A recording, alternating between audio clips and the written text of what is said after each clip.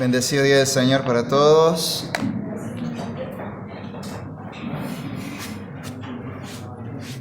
Hoy vamos a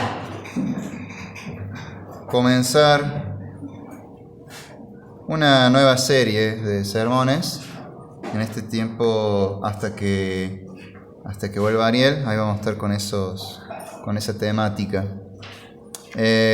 Vamos a estar hablando de las disciplinas espirituales y hoy va a ser una introducción al tema. Pero antes de hablar de las disciplinas espirituales, a modo de ilustración, para que se vayan haciendo una idea en qué consisten las disciplinas espirituales, cuál es el objetivo, les cuento de la huerta de mis padres. Hace ya varios años, mis padres empezaron a plantar distintas semillas y fueron armando una huertita.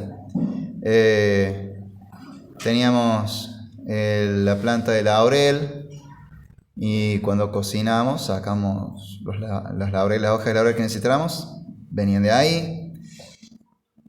En cierta ocasión mi papá plantó unos tomates y hay unas fotos por ahí de un tomate así de grande. La mano quedaba chica. Era rara esa planta, tenía pocos tomates pero eran todos enormes. Me acordaba de ese pasaje de la Biblia que habla de que la tierra prometida tenía unos frutos muy grandes que la llevaban entre varios. Eran muy grandes estos tomates. Y otra planta daba mucho más tomate, pero más de tamaño más normal. Bueno, después hubo más lechugas, zapallos, calabazas, otro tipo de verduras también. Y con eso nos alimentamos. Llegó un momento que ya ni siquiera necesitábamos ir al súper a comprar verdura. Íbamos a comprar, no sé, leche, porque bueno, vaca en el patio no podíamos tener. Así que bueno, algunas cositas sí las teníamos que ir a comprar al súper, pero lo que era verdura lo teníamos en la huerta en casa. Luego llegó la pandemia y como que al principio no sentimos eso de tenemos que ir corriendo a comprar comida. No, teníamos la comida ahí que crecía en el jardín de nuestra casa. Teníamos esa huerta y fue creciendo mucho. En un momento con unos amigos decíamos, che, esto parece el jardín del Edén. Eran muchas plantas por todos lados. Y yo recuerdo, bueno, mis padres, sobre todo mi mamá, todos los días iba a cuidar un poco de la huerta, no solamente regarla, sino sacar las hojas que se veían feas, cuidar que no hubiera bichos que se estuviesen comiendo las plantas, cuidar, digamos, las plagas. Entonces, a veces las plantas se enferman también y hay que limpiarlas, sanarlas, sacarles el hongo o lo que sea que tengan. Así que había todo un cuidado de la huerta. Y cada vez crecía más y producía más, gracias a ese cuidado. Y si prestamos atención, la Biblia nos enseña que nuestra vida es muy parecida a una huerta. De hecho, muchas veces se nos compara con plantas. Nosotros también crecemos, al igual que las plantas, crecemos espiritualmente. También necesitamos cultivar nuestra alma, también necesitamos cuidar nuestro crecimiento espiritual con esa constancia todos los días, así como el horticultor, el hortelano, trabaja todos los días cuidando la planta para que crezca más la huerta y produzca fruto en abundancia. De la misma manera nosotros todos los días debemos cuidar nuestra alma y de manera constante, básicamente de una forma disciplinada, ¿sí? Y precisamente la Biblia nos enseña mucho sobre las disciplinas espirituales. Así que de eso vamos a hablar en las próximas semanas, Dios mediante. Vamos a ir a 1 de Pedro, capítulo 1, versículos 3 al 11, para comenzar a hablar del tema de las disciplinas espirituales.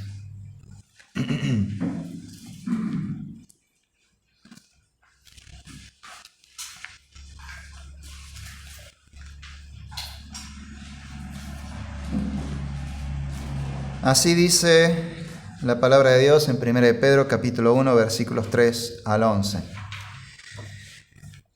Pues su divino poder nos ha concedido todo cuanto concierne a la vida y a la piedad, mediante el verdadero conocimiento de aquel que nos llamó por su gloria y excelencia. Por ellas Él nos ha concedido sus preciosas y maravillosas promesas, a fin de que ustedes lleguen a ser partícipes de la naturaleza divina, habiendo escapado de la corrupción que hay en el mundo por causa de los malos deseos. Por esta razón también, obrando con toda diligencia, añadan a su fe virtud, y a la virtud conocimiento, al conocimiento dominio propio, al dominio propio perseverancia, y a la perseverancia piedad, a la piedad fraternidad, y a la fraternidad amor. Perdón, es 2 de Pedro, creo que dije primera. Sí. Me di cuenta porque lo vi buscando y... Versículo 8. Pues estas virtudes, al estar en ustedes y al abundar, no los dejarán ociosos ni estériles en el verdadero conocimiento de nuestro Señor Jesucristo. Porque el que carece de estas virtudes es ciego o corto de vista, habiendo olvidado la purificación de sus pecados pasados.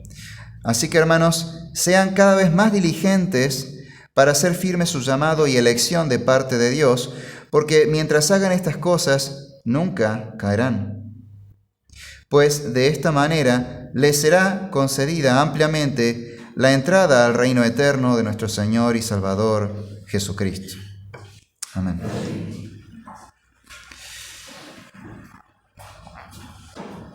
Este pasaje lo vamos a analizar tres porciones. El primer versículo, el versículo 3, nos habla de la fuente de nuestra salvación. Y luego el versículo 4 nos habla del propósito de nuestra salvación.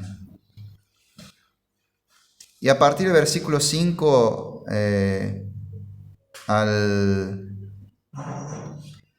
podemos decir versículos 5 a 7, en realidad son 4 secciones. Del 5 al 7 tenemos el medio para alcanzar el propósito de Dios para nuestras vidas. Y por último, la cuarta sección, los versículos 8 al 11, ya podemos abocarnos a hablar de lleno de las disciplinas espirituales. Nos introduce la noción de las disciplinas espirituales. Versículo 3 nos habla de la fuente de nuestra salvación. El mensaje es claro, nos dice que Dios nos dio todo lo necesario para la vida y la piedad. ¿Cómo hacemos para tener vida eterna? ¿Cómo hacemos para tener la salvación? El texto es claro, dice que Dios ha hecho la obra en nosotros. Él es quien nos da todo lo necesario para la vida. Y eso lo hizo dándose a conocer a nosotros en la persona y obra de Cristo. Nos dio todo lo concerniente para la vida y la piedad mediante el verdadero conocimiento de aquel que nos llamó por su gloria y excelencia. Nosotros llegamos a tener vida eterna cuando conocemos a aquel que es la fuente de vida, que es Dios. Cuando nos reconectamos con Él, cuando nos volvemos a Él, abandonando nuestros pecados, poniendo nuestra fe en el Señor, es entonces que el Señor nos da la vida. Él obra en nosotros para que tengamos este nuevo nacimiento, esta fe en Él y ese arrepentimiento. Él obra en nosotros para que tengamos la vida. Él nos llama a la vida. Nos llama, se nos da a conocer, se nos presenta para que volvamos a tener comunión con Él y así hacemos vida, la vida verdadera en Él. Y lo hace por medio de Cristo. Cristo, que es la segunda persona de la Trinidad, como cantábamos recién, Santo, Santo, Santo, y al final Dios en tres personas, bendita Trinidad. Dios se nos ha revelado por medio de Cristo en el Nuevo Testamento en estas tres personas, pero es el único Dios verdadero, el Padre, el Hijo y el Espíritu Santo. Y el Hijo, Jesucristo, nos da a conocer al Padre.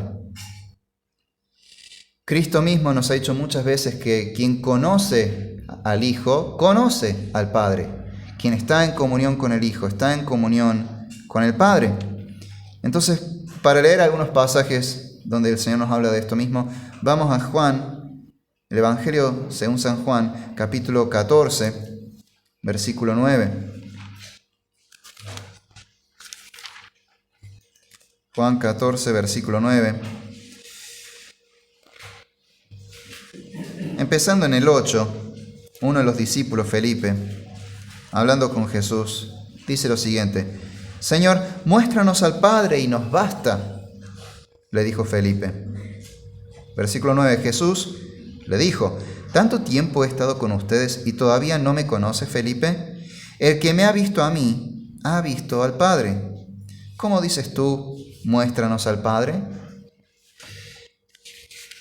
Ahora hay que tener cuidado con esta expresión. Algunos piensan erradamente que esto significa que Dios a veces se revela como el Padre, a veces se revela como el Hijo, a veces como el Espíritu Santo. Entonces es una sola persona con distintos roles. Bueno, esa es una herejía, se llama modalismo.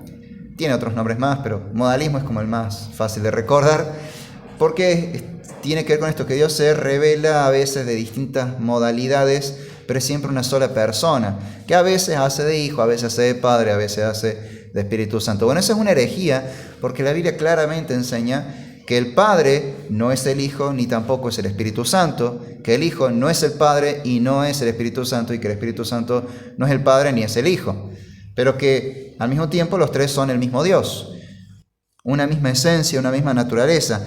Un único Dios verdadero, como la Biblia enseña claramente, que solamente hay un Dios y no hay otros dioses con Él, pero este Dios al mismo tiempo es tan complejo que se nos ha revelado de esta forma misteriosa. De hecho la Biblia lo llama el misterio, que es que hay tres personas en ese único Dios verdadero. Ahora, es el mismo Dios y estas tres personas están en perfecta concordancia. Entonces, uno no trabaja en contra del otro, sino que entre ellos cooperan y se dan a conocer mutuamente. El Hijo particularmente exalta al Padre todo el tiempo, revela al Padre constantemente, nos lleva al Padre y nos hace conocer al Padre. Por eso Cristo acá dice: el que me ha visto a mí, ha visto al Padre. Y no debería resultarnos tan difícil entender esa parte, porque cuántas veces nos pasa en la vida cotidiana que conocemos a alguien y decimos: vos debés ser hijo de tal, porque son idénticos. No solamente físicamente, que tienen rasgos similares, sino que a veces el carácter, la forma de hablar, gestos, la forma de caminar son similares. Una vez me pasó que volvía del trabajo y había una casa en construcción en el camino, y cuando estoy llegando, uno de los obreros que estaba ahí se acerca para saludarme. Yo estaba medio lejos todavía, pero me da cuenta que se acercaba a mí. Y cuando lo miro, digo, capaz que sea uno de mis primos. Tengo varios primos que son obreros, digo, capaz que uno esté trabajando acá. Cuando llego, efectivamente era uno de mis primos, y me dice que me había reconocido por la forma de caminar, que dijo: se parece al tío, pero más joven, debe ser Leo, su hijo. Y charlando después me dice: che, loco, soy igual al tío, hablas igual, las manos las moves igual, te parás igual, sos el tío, pero más joven. El Hijo se parece al Padre. Bueno, de la misma manera, el Hijo de Dios revela al Padre. Jesucristo nos da a conocer al Padre Celestial. Más adelante en el Evangelio de Juan, capítulo 17, versículos 1 al 3, en esta hermosa oración sacerdotal que Cristo hace intercediendo por nosotros antes de la crucifixión en el huerto de Getsemaní, Él dice: estas cosas habló Jesús y alzando los ojos al cielo dijo: Padre, la hora ha llegado. Glorifica a tu Hijo para que el Hijo te glorifique a ti, por cuanto le diste autoridad sobre todo ser humano, para que Él dé vida eterna a todos los que le has dado. Y esta es la vida eterna, que te conozcan a ti, el único Dios verdadero, y a Jesucristo, a quien has enviado. Acá hay muchas cosas que nos dice que son importantísimas. ¿Qué es la vida eterna? Es conocer a Dios. Y Dios nos ha dado a conocer en Cristo. Conocer a Cristo, que es a quien Dios el Padre ha enviado. Cristo nos lleva al Padre, y conocer a Cristo es conocer al Padre que lo envió. Y en ese conocimiento de Dios, del Dios verdadero, no de un Dios hecho a nuestra imagen, no de un Dios que se parece a la Biblia pero que le faltan cosas, un Dios sectario con ideas heréticas, sino al Dios bíblico, el Dios de la Biblia, el Dios verdadero. Conocer a ese Dios, el único Dios verdadero, es la vida eterna. En Él está la vida, porque Él es la fuente de vida. Él es el vivo y eterno. Y Él le ha dado autoridad al Hijo para darnos la vida. Entonces, conocer a Cristo es conocer al Padre, es conocer al verdadero Dios. Y en Cristo, en el Dios verdadero, tenemos la vida eterna. Ahora, algo que también nos dice que estar presente en la segunda epístola de Pedro es que el Hijo glorifica al Padre. Y toda esta obra de salvación Dios la hizo para glorificar su nombre, para exaltarse. Lo hizo por causa de su gloria y excelencia. Según de Pedro nos dice que somos salvos, tenemos la vida mediante el verdadero conocimiento de aquel que nos llamó por su gloria y excelencia. Dios nos llamó por causa de su gloria y excelencia. Una pregunta que a veces nos hacemos, sobre todo cuando meditamos en nuestros pecados, siendo conscientes de lo graves que son nuestros pecados, porque hemos ofendido a un Dios santísimo, es a veces decirnos: ¿por qué Dios me salvó? Y es una buena pregunta. Y la respuesta es: por gracia, porque Él quiso. Pero a veces podemos plantear la pregunta de una forma errada y desviarnos. Y decir: ¿qué habrá visto Dios en mí para salvarme? Bueno, no es tan mala la pregunta. ¿Qué vio Dios en mí para salvarme? Vio pecado, vio muerte, vio miseria.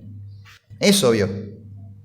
Ahora, si yo pienso que, bueno, seguramente Dios vio algo lindo en mí, un potencial, no, ahí ya la erraste. Hay una serie que hemos estado viendo en casa, que está buena, tiene sus cosas, pero está interesante. Es The Chosen, Los Elegidos, que trata sobre el Evangelio, sobre Jesús, su ministerio. Y me acuerdo que cuando empecé a verla, uno de los primeros capítulos, no me acuerdo si era el segundo o el tercero, hay un momento donde ocurre el llamamiento de Pedro. Y Pedro va y le cuenta a su esposa: Jesús me llama al ministerio, tengo que, irme con él. Y hay momentos donde la esposa le dice, y ahí vino mi decepción total con la serie, cuando la esposa le dice: ay, yo sabía que algún día alguien iba a ver en vos lo que yo vi en vos. Bueno, unos temporadas más adelante aparece Jesús hablando con la esposa de Pedro y le dice: a ver, yo sé que vos viste en Pedro lo mismo que yo vi en él. A ver, ¿dice la Biblia algo así como para que tengamos esa idea? Y la verdad que dice todo lo opuesto. Veamos algunos versículos. Deuteronomio 7.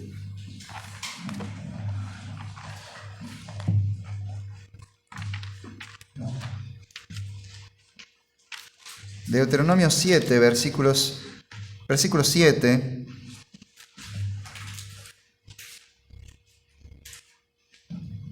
Y el versículo 8 también, para tener la idea completa.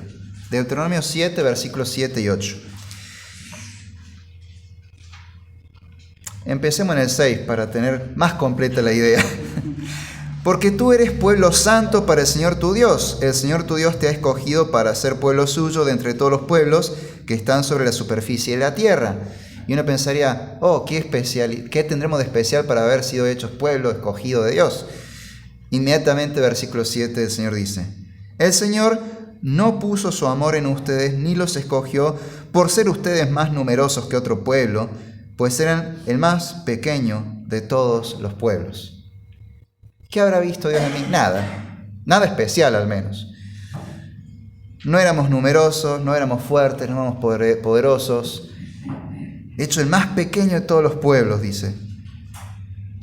Versículo 8. Mas porque el Señor los amó y guardó el juramento que hizo sus padres, el Señor los sacó con mano fuerte y los redimió de casa de servidumbre, de la mano de Faraón, rey de Egipto.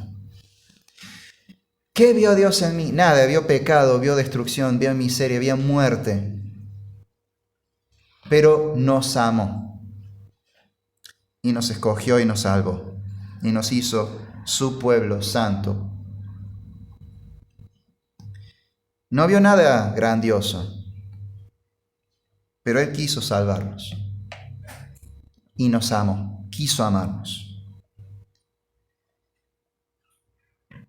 Ahora, hay otra razón por la cual Dios nos salvó, no solamente porque Él quiso amarnos, sino porque además lo hizo para reivindicar su gloria. Como dijo Pedro, lo hizo por su gloria y excelencia.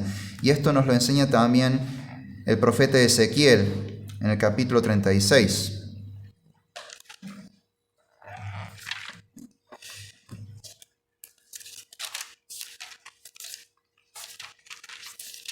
Ezequiel capítulo 36, todo el capítulo 36 es bellísimo, pero vamos a leer solamente el versículo 23, que son una profecía de la redención. Ezequiel 36, versículo 23.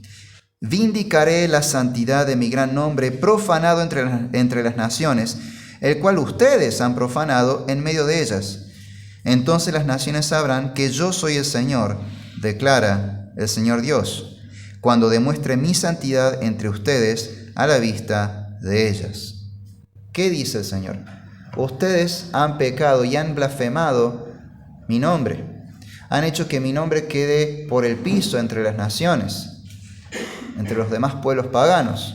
Me han ofendido. Han ensuciado mi nombre. Han ensuciado mi gloria. Pero yo voy a reivindicar mi gloria. Voy a reivindicar la santidad de mi nombre. ¿Cómo? Salvándolos, redimiéndolos. Más adelante habla de limpiarnos, de poner su espíritu en nosotros, de limpiarnos de todos nuestros pecados, de nuestras idolatrías, de enviar su espíritu en nosotros, darnos un nuevo corazón y hacernos santos. Después, si pueden, lean todo el capítulo 36 de Ezequiel. Pero eso es lo que dice. Entonces, ¿por qué Dios nos salvó? ¿Qué vio en nosotros? Vio pecado. Pero Él quiso amarnos, quiso salvarnos. Y lo hizo por causa de su gloria, para reivindicar su nombre, para exaltar su nombre, su gloria. Por eso el Señor nos salvó. Entonces la fuente de nuestra salvación es Dios. Él nos salva porque Él quiere. Él nos llamó y lo hizo para su gloria. Y se nos dio a conocer en la persona de Cristo. De esa manera podemos ser salvos. Pero la salvación tiene un propósito también. Ya sabemos el por qué nos salvó. Porque quiso, lo hizo por gracia y para su gloria y por causa de su excelencia. Pero ¿para qué nos salvó? ¿Cuál es el propósito de nuestra salvación? Vamos al versículo 4. Por ellas Él nos ha concedido sus preciosas y maravillosas promesas, a fin de que ustedes lleguen a ser partícipes de la naturaleza divina, habiendo escapado de la corrupción que hay en el mundo por causa de los malos deseos. Nos habla de que Dios nos ha dado promesas que son preciosas, grandes, maravillosas.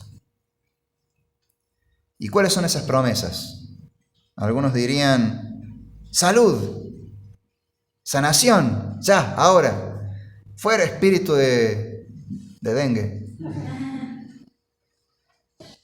Otros dirían un auto 0 kilómetros, un deportivo. Está lindo, descapotable.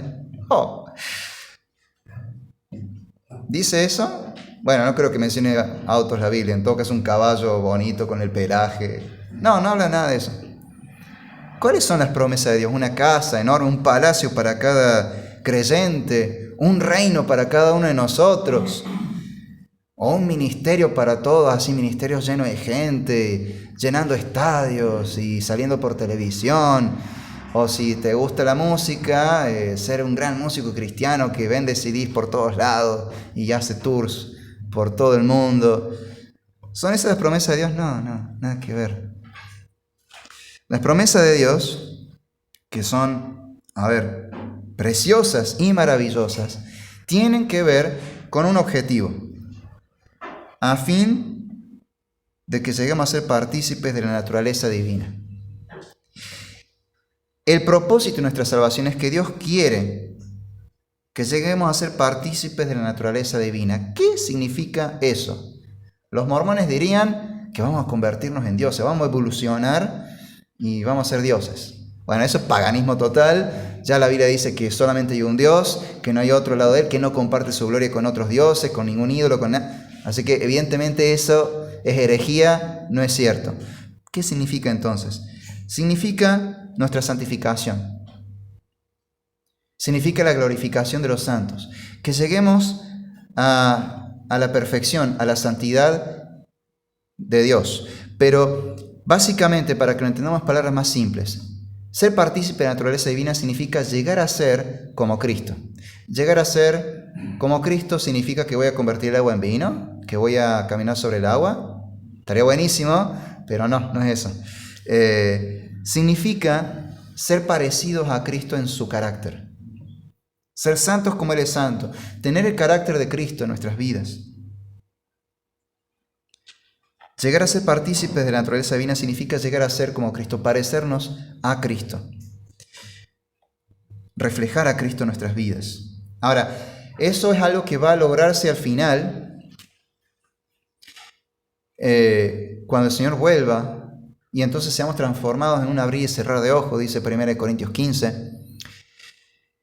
Cuando el Señor vuelva, Él completará la obra, dice Filipenses capítulo 1, que llegaremos a la perfección.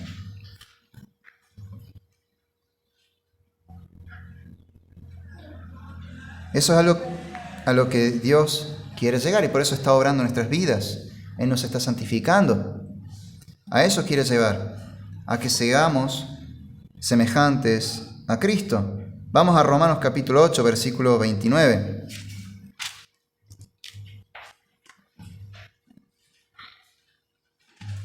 Romanos 8, 29.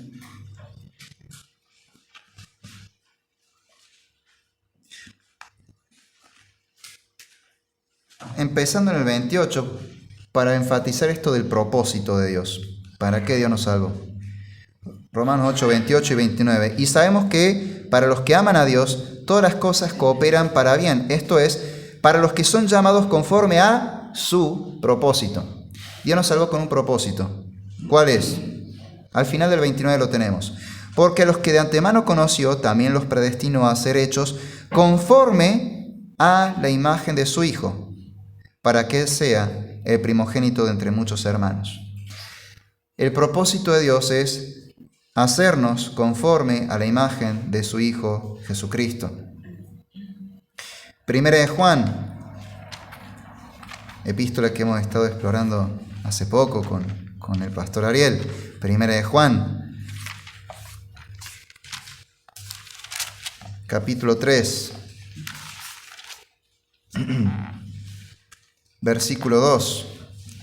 Amados, ahora somos hijos de Dios y aún no se ha manifestado lo que habremos de ser, pero sabemos que cuando Cristo se manifieste, seremos semejantes a Él, porque lo veremos como Él es. Entonces, ¿cuál es la promesa? ¿Cuáles son esas promesas preciosas, maravillosas y grandísimas que el Señor tiene. Básicamente, ayudarnos, obrar en nosotros de tal manera que lleguemos a un objetivo, a un propósito, que es llegar a ser parecidos a Cristo. Ese es el propósito de nuestra salvación. Dios quiere transformarnos, obrar en nuestros corazones, cambiarnos, santificarnos y tallar en nosotros la imagen de Cristo. Que lleguemos a ser parecidos al Señor Jesucristo. Que nuestro carácter sea un carácter santo como el del Señor Jesucristo. Que seamos personas justas, rectas, piadosas, obedientes al Señor, santas como Cristo. Ese es el propósito de nuestra salvación. A eso llegará cuando el Señor vuelva. Y los cristianos que estén muertos en ese momento resucitarán ya perfeccionados. Y los cristianos que estén con vida en ese momento serán transformados en un abrir y cerrar de ojos a esa perfección, la glorificación de los santos. La obra estará completa, finalizada. Seremos hallados perfectos en Cristo.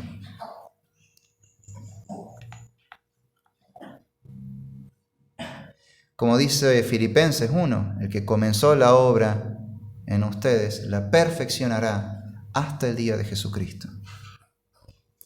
Ahora, ese es el objetivo, pero en el mientras tanto, ¿qué pasa? Bueno, este proceso de santificación progresiva, Dios perfeccionándonos, obrando nuestras vidas, conformándonos cada vez más y más a la imagen de Cristo.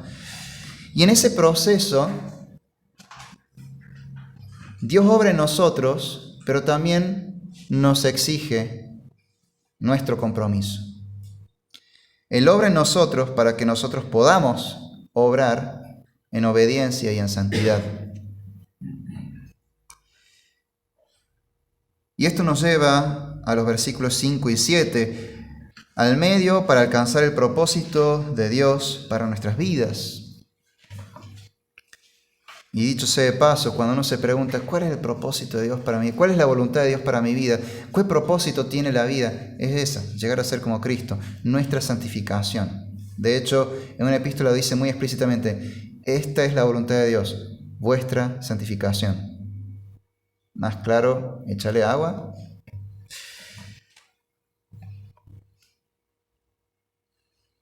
Los versículos 5 al 7 nos dicen, de 2 de Pedro, tengo que volver a 2 de Pedro, acá está. 2 de Pedro, capítulo 1, versículos 5 a 7.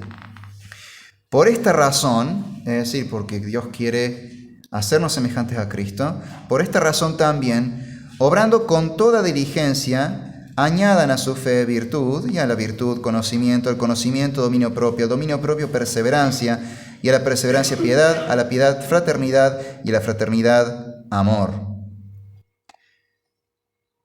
¿Quién debe poner toda diligencia? Bueno, el mensaje va dirigido a los que tienen que añadir lo siguiente. Ustedes añadan. Es decir, nosotros somos los que debemos poner toda diligencia y comprometernos en el cuidado de nuestra alma, en nuestro crecimiento espiritual. Poniendo toda diligencia implica responsabilidad de nuestra parte. Diligencia significa cuidado, ser cuidadoso, atento.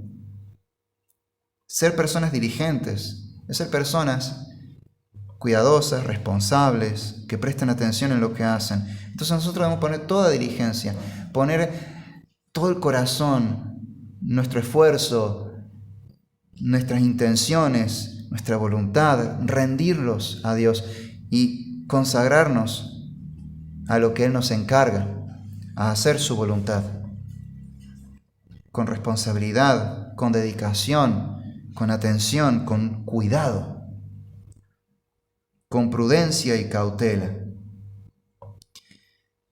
Esta idea la encontramos a lo largo de toda la Biblia. Una y otra vez la Biblia nos habla de esa parte que nos toca a nosotros, que no tiene que ver con nuestra salvación, sino con nuestra santificación. Es decir, con los resultados de la salvación. Dios nos salvó y Él nos santifica pero exige que nosotros obedezcamos.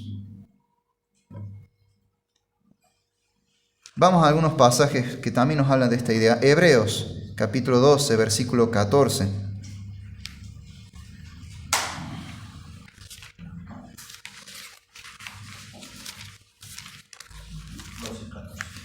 Hebreos 12, 14. Dice: busquen la paz con todos y la santidad, sin la cual nadie verá al Señor. Busquen la paz y la santidad. El Señor nos manda a buscar la santidad, porque Él es santo. Y debemos estar en presencia de un Dios santo todo el tiempo. Entonces, debemos vivir en santidad. Es nuestro deber buscar la santidad de manera activa. También en otros pasajes se nos habla de este compromiso en vivir en santidad. Vamos a 1 Timoteo, capítulo 4, versículos 7 y 8. 1 Timoteo 4, 7 y 8.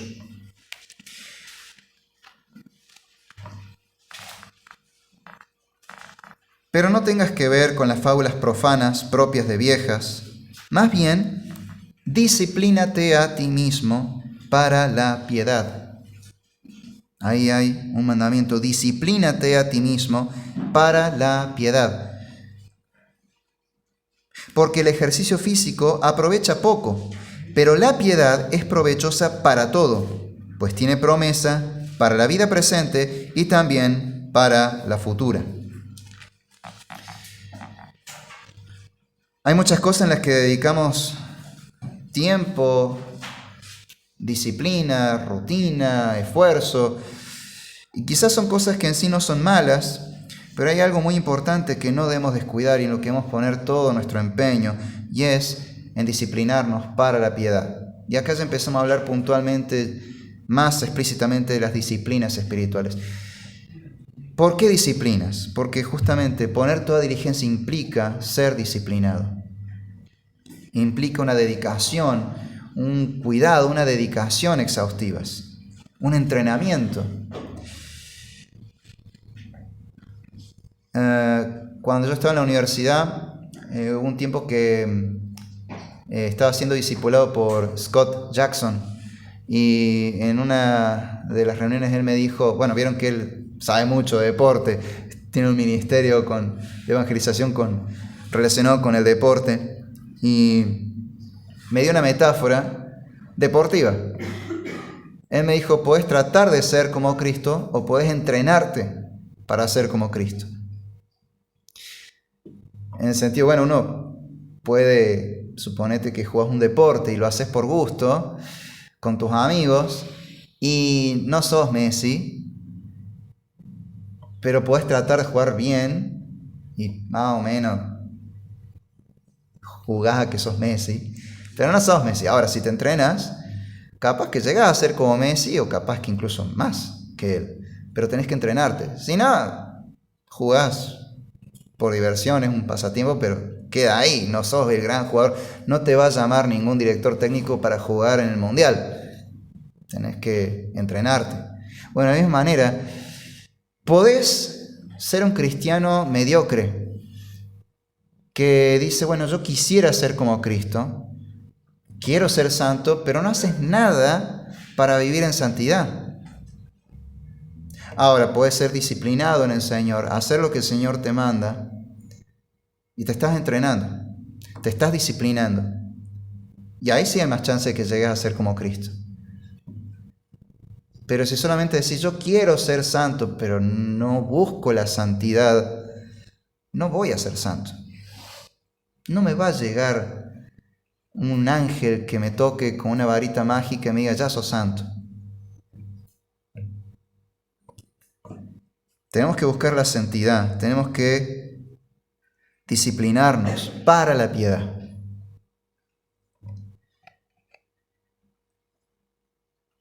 Filipenses capítulo 2, versículos 12 y 13, también nos habla de esta disciplina.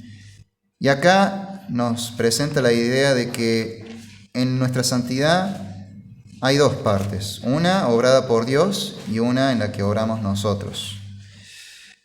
Y la que obramos nosotros es gracias a que primero obra Dios en nosotros. Ya la vi. Filipenses capítulo 2, versículos 12 y 13.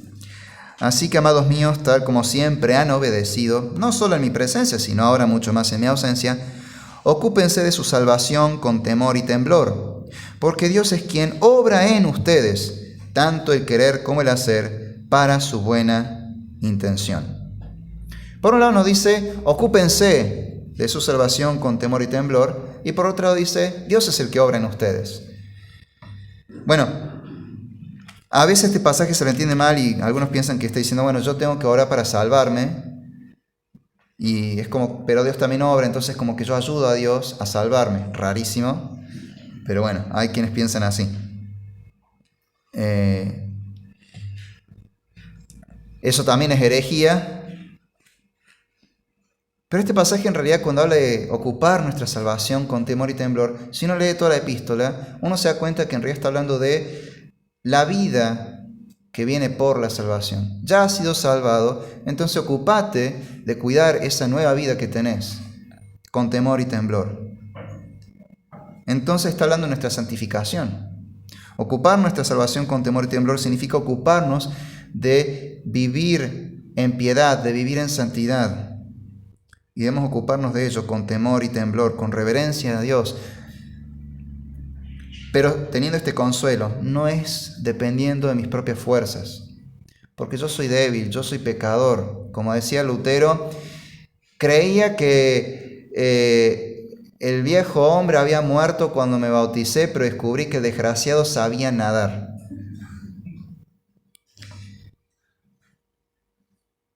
Mi viejo yo, que ama el pecado, está ahí, medio moribundo, pero peleando todavía.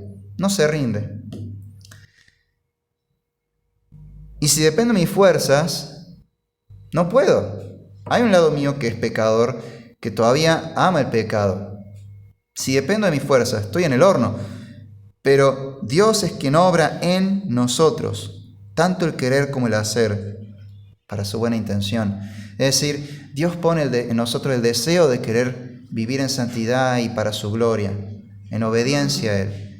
Pero no solamente nos da el deseo de querer, sino que nos capacita y nos da el poder para que se concrete y lo hagamos. Él pone en nosotros el querer y el hacer. Entonces no dependemos de nuestras fuerzas, dependemos de la fuerza de Dios, dependemos de su poder, dependemos de su obra en nuestras vidas. Entonces, tenemos que ser disciplinados en el Espíritu. Buscar la santidad activamente, ser intencionales en esto, pero sabiendo que no depende de nuestra fuerza, sino del poder de Dios en nosotros. Que Dios es el que está obrando en nosotros y gracias a eso podemos nosotros obrar para la gloria de Dios.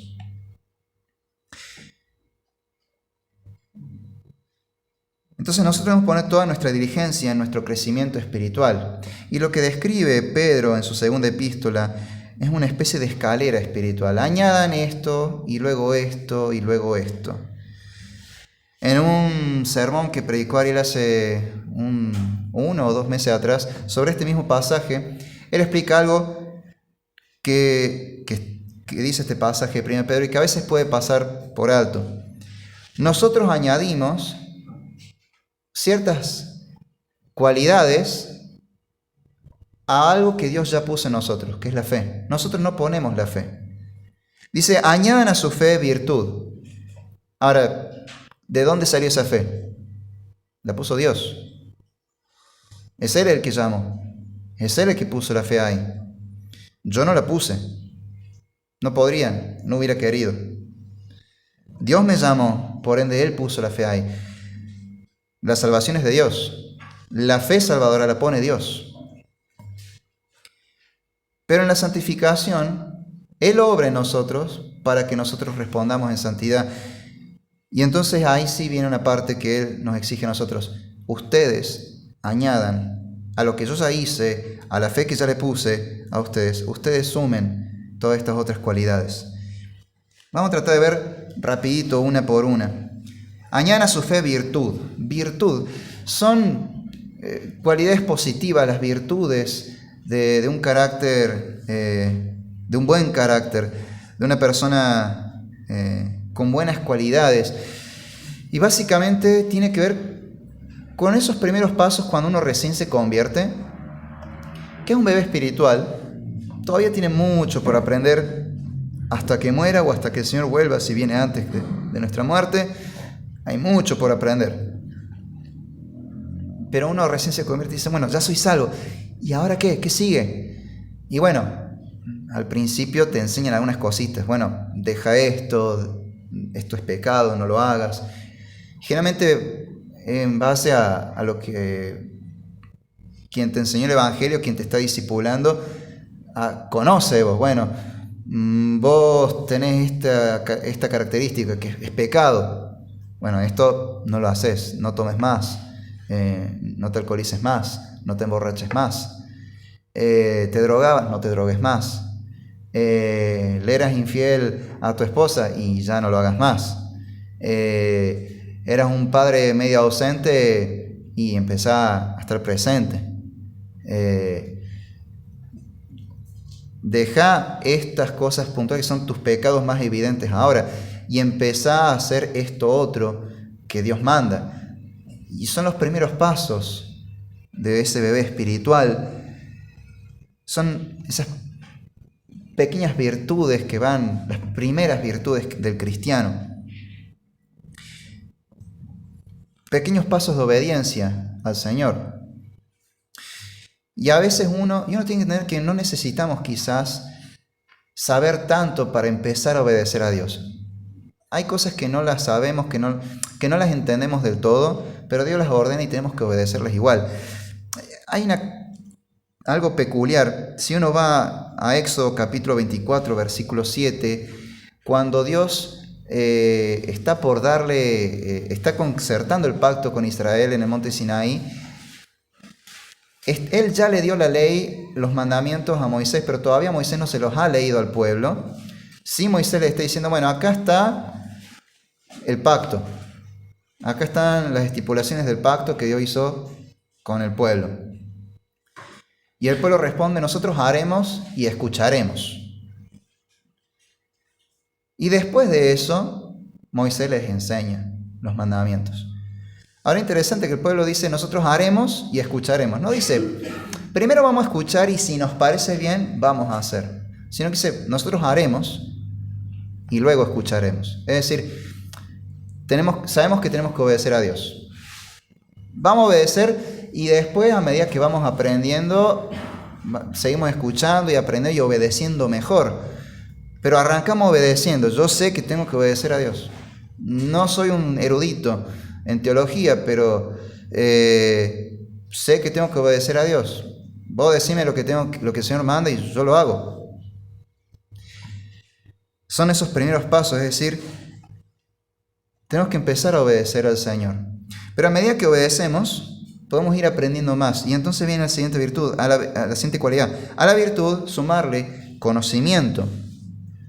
Y aunque lamentablemente hoy el evangelicalismo moderno enseña que la letra mata y el mucho estudio mata, en realidad la Biblia enseña que tenemos que profundizar en el conocimiento de Dios y que eso se logra única y exclusivamente estudiando las Sagradas Escrituras. O para usar un término bíblico, escudriñando las Sagradas Escrituras. Deuteronomio 6, versículo 6 nos dice, y estas palabras que yo te mando hoy estarán sobre tu corazón. Ahora, para que la palabra esté sobre mi corazón, tengo que meditar en ella todo el tiempo. Entonces yo tengo que estudiar la palabra de Dios, tengo que escudriñarla todo el tiempo, todos los días. Y estas palabras que yo te mando hoy estarán sobre tu corazón. Todos los días tengo que meditar y escudriñar las Sagradas Escrituras. Y a medida que voy creciendo en obediencia a Dios y en conocimiento del Señor y de su voluntad, puedo empezar a obedecer mejor y voy enterándome que ciertas cosas que hay en mi vida también son pecado. Quizás no eran pecados muy evidentes y ahora descubro, oh, esto también es pecado, no lo sabía. Resulta que era egoísta, yo no lo sabía. Resulta que era orgulloso, no me había dado cuenta. Uno va descubriendo sus pecados a medida que conoce más del Señor, a medida que añadimos a la virtud, a la fe, virtud y a la virtud conocimiento, nos damos cuenta de nuestro pecado y empezamos a luchar más con pecados más puntuales y empezamos a añadir dominio propio, a tener esta templanza, esta cuestión de dominar nuestros impulsos para no irnos en pos de nuestra tendencia al pecado, sino en pos de la santidad. Y al dominio propio, paciencia. Y esta paciencia también se le puede traducir como perseverancia. Porque bueno, en el momento en que empezamos a sumar dominio propio, estamos luchando activamente contra el pecado y hay momentos que se pone difícil la lucha con el pecado. Y necesitamos perseverar. Y a eso se suman pruebas, porque estamos peleando contra tres enemigos, que es el mismo enemigo. Un enemigo interno, nuestro yo pecaminoso, nuestro viejo hombre, Satanás, que me va a atacar, que me va a tentar, que me va a acusar, y el mundo, sin Dios, que está en contra de Dios, y por ende va a estar en contra mío, porque yo estoy con Dios. Estoy rodeado, y por momentos se va a poner difícil tener dominio propio y luchar contra el pecado. Así que debo perseverar, debo resistir con toda paciencia y fortalecerme en el Señor. La Biblia nos habla mucho de esto de la perseverancia. Algunos pasajes, vamos a 1 Corintios, capítulo 9, versículos 24 al 27. ¿No saben que los que corren en el estadio, todos en verdad corren, pero solo uno obtiene el premio? Corren de tal modo que ganen, y todo el que compite en los juegos se abstiene de todo. Ellos lo hacen para recibir una corona corruptible, pero nosotros una incorruptible. Por tanto, yo de esta manera corro, no como sin tener meta. De esta manera peleo, no como dando golpes al aire, sino que golpeo mi cuerpo y lo hago mi esclavo, no sea que habiendo predicado a otros, yo mismo sea descalificado. Está diciendo que debemos perseverar en nuestra santidad y obediencia al Señor. Así como una persona se esfuerza y persevera, aunque en la carrera le duelen los músculos y empieza a tener sed y cansancio, pero persevera para llegar a la meta. Nosotros debemos perseverar, aunque la prueba se ponga difícil, aunque la lucha con el pecado se vuelva tediosa, debemos perseverar en el Señor. Hebreos 12, versículos 1 y 2, también nos habla al respecto. Por tanto, puesto que tenemos en derredor nuestra tan grande nube de testigos, despojémonos también de todo peso y del pecado que tan fácilmente nos envuelve y corramos con paciencia la carrera que tenemos por delante, puestos los ojos en Jesús, el autor y consumador de la fe, quien por el gozo puesto delante de él soportó la cruz, despreciando la vergüenza, y se ha sentado a la diestra del trono de Dios. ¿Cómo puedo perseverar? Bueno, no dependo de mis fuerzas, dependo de Dios, del poder de Dios. Así que debo perseverar mirando a Cristo, mirando a la cruz, buscando al Señor, acudiendo a Él. Filipenses 3, versículos 13 y 14.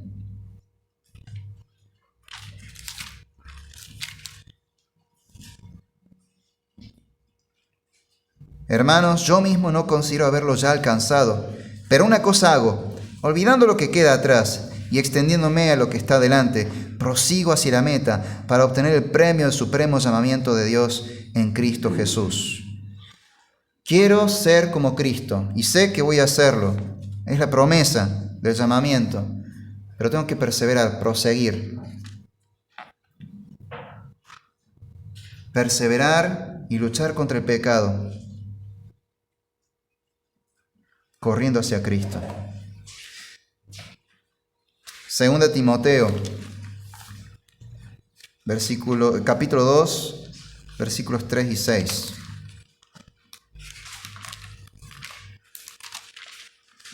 Segunda Timoteo 2, versículos 3 y 6. 3 al 6, perdón. Sufre penalidades conmigo como buen soldado de Cristo Jesús. El soldado en servicio activo no se enreda en los negocios de la vida diaria, a fin de poder agradar al que lo reclutó como soldado. También el que compite como atleta no gana el premio si no compite de acuerdo con las reglas. El labrador que trabaja debe ser el primero en recibir su parte de los frutos.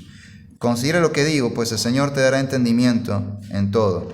Distintas metáforas que nos hablan de la perseverancia, de que vivir en santidad y buscar ser cada vez más como Cristo requiere un esfuerzo.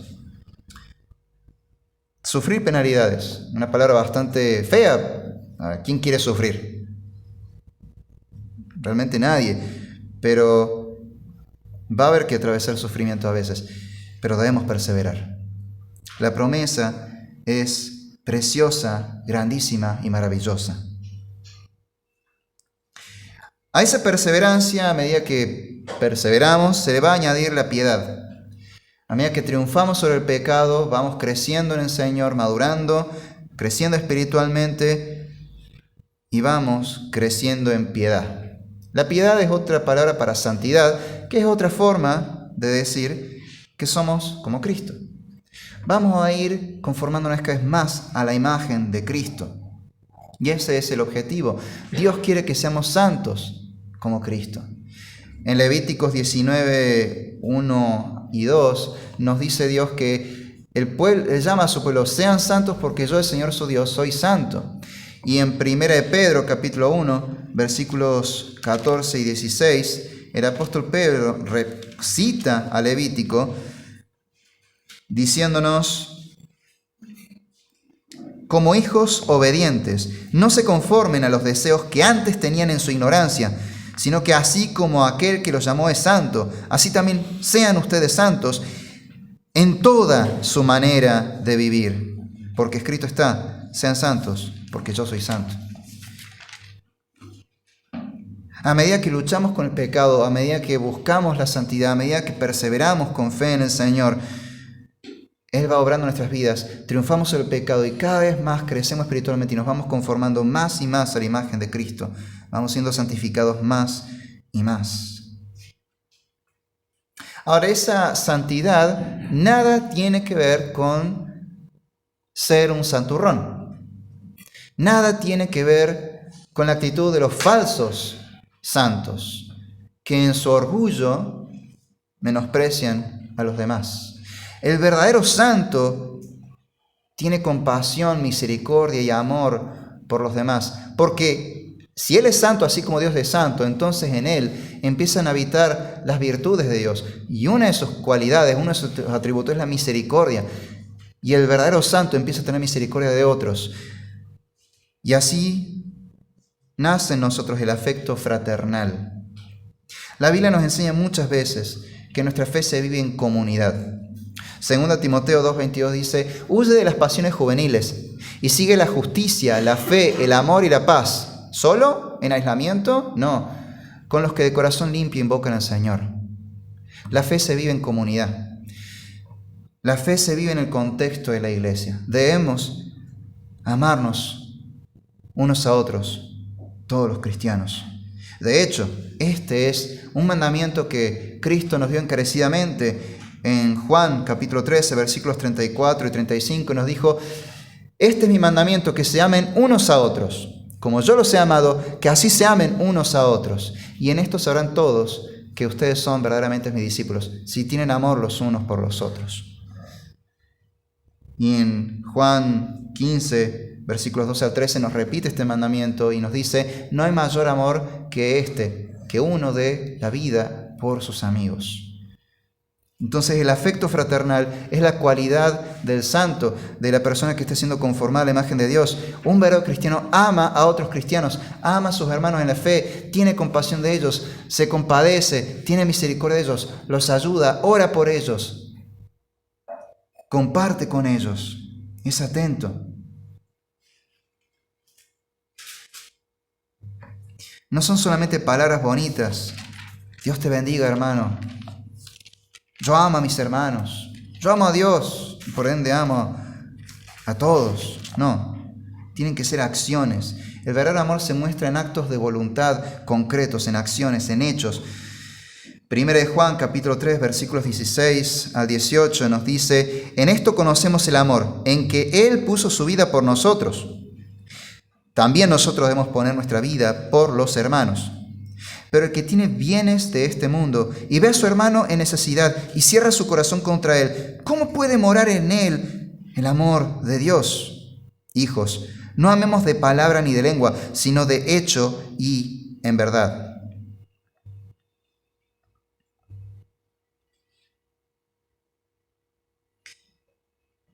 Santiago capítulo 2, versículos 14 al 17 nos dice algo muy parecido.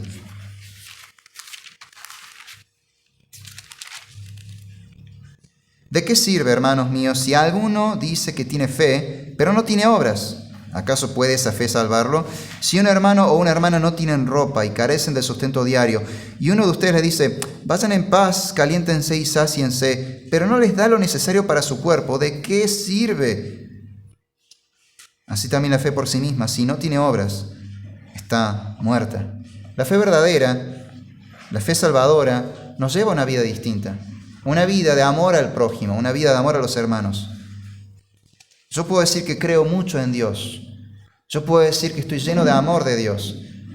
Pero si no amo a mis hermanos, son solo palabras bonitas. Pero el verdadero santo que busca la santidad, que busca al Señor, tiene afecto fraternal, tiene amor por los hermanos. Y no solo por los hermanos, porque Dios también tiene misericordia del mundo, extiende su gracia a los demás, hace que salga el sol sobre justos e injustos, que llueva sobre santos y pecadores. Ese Dios, que es amor, quiere que amemos de la misma manera. Y entonces nace en nosotros un amor más amplio que alcanza incluso a los incrédulos. El amor por los enemigos, por los que nos ultrajan y nos persiguen, que responde bendiciendo, no maldiciendo, que responde poniendo la otra mejilla, que responde con actos de bondad a quien no lo merece, porque Dios hizo eso con nosotros, que no merecíamos la salvación y aún así Él vino a salvarnos. Nosotros debemos amar y ser bondadosos aún con los que nos tratan mal.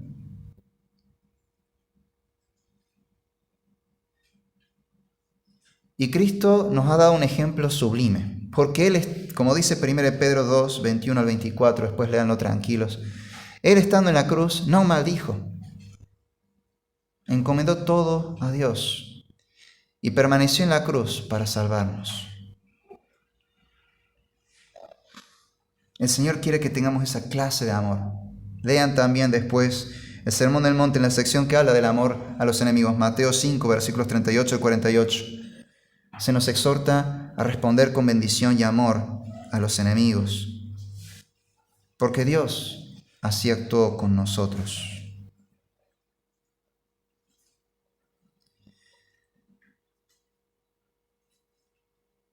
Esa es una descripción de nuestro crecimiento espiritual, que requiere un compromiso de nuestra parte, que requiere que nos aboquemos en las disciplinas espirituales. Versículos 8 al 11 y ya terminamos. Dice que estas virtudes, al estar en ustedes y al abundar, no los dejarán ociosos ni estériles en el verdadero conocimiento de nuestro Señor Jesucristo. Porque el que carece de estas virtudes es ciego, es corto de vista, habiendo olvidado la purificación de sus pecados pasados. Así que, hermanos, sean cada vez más diligentes para hacer firme su llamado y elección de parte de Dios. Porque mientras hagan estas cosas, nunca caerán, pues de esta manera les serán concedida ampliamente la entrada al reino eterno de nuestro Señor y Salvador, Jesucristo. Acá se nos enseña que las disciplinas espirituales requieren que abunden en nosotros. Estas cosas, estas cualidades, virtud, conocimiento, dominio propio, paciencia, piedad, afecto fraternal y amor, tienen que abundar en nosotros. Y si abunda en nosotros, no estaremos ociosos, no estaremos sin frutos. Como mis padres cuidando el huerto todos los días, ese cuidado intenso, cotidiano, hizo que el huerto creciera y diera más y más fruto y nunca faltara. Cuando obedecemos al Señor y buscamos la santidad y nos abocamos a las disciplinas espirituales, al ejercicio de las disciplinas espirituales, como un ejercicio diligente que abunde en nosotros, no siendo ociosos, sino cuidándonos y trabajando duro en esas disciplinas, vamos a dar mucho fruto y vamos a estar firmes en la fe, crecer cada vez más y más. Todas estas cualidades crecerán más, abundarán más, habrá fruto. ¿Y cuál es el fruto? El fruto del Espíritu, como dice Gálatas 5, 22 al 25, tiene que ver con el carácter de Cristo. Es ser cada vez más parecidos a Cristo. El fruto del Espíritu es amor, gozo, paz, paciencia, benignidad, bondad, fe, mansedumbre, templanza.